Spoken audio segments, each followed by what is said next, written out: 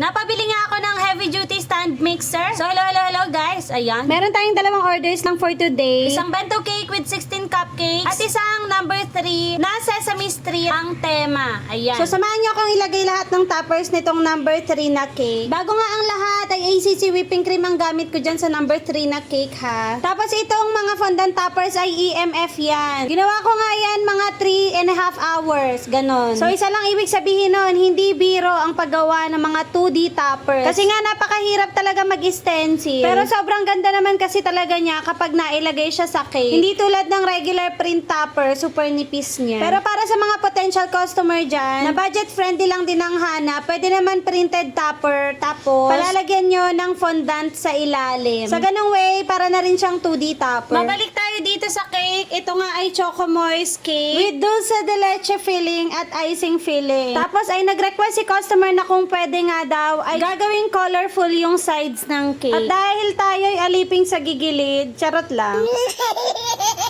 Susundin lang natin yung request ni customer. Para naman sa mga kapwa ko baker dyan, kada request ay additional cost. Para may idea din kayo. Dahil kung nakalatag na dyan yung presyo nyo at as is na yon, idetalyan nyo sa kanila kung ano yung inclusion ng price nyo. Huwag naman kayo papayag na ayun yung price nyo tapos napakadami nilang request tapos hindi kayo magpapadagdag ng bayad. Elog na elog yun. Lalo na kapag nag-request na rainbow color, talaga lang na magpa-add kayo dahil yung hugasin niya ay kung ilan din ang color na pinagawa nila. Sana nagkaroon kayo ng idea sa sinabi ko ngayon lang. Habang tinititigan ko nga itong cake, pakiramdam ko ay nakukulangan talaga ako sa design. Kaya naman, nagdagdag ako ng mga chocolate bars na color. Dapat yellow yun, mas maganda sa yellow. Kaso blue kasi yung available na fondant. So itong next cake natin na Taylor Swift ay hindi ACC ang gamit ko dito, kundi Baker's Delight. Nung tinikman ko nga si Baker's Delight ay syala, masarap din talaga siya at creamy. Sa totoo lang, OC talaga ako sa lasa ng mga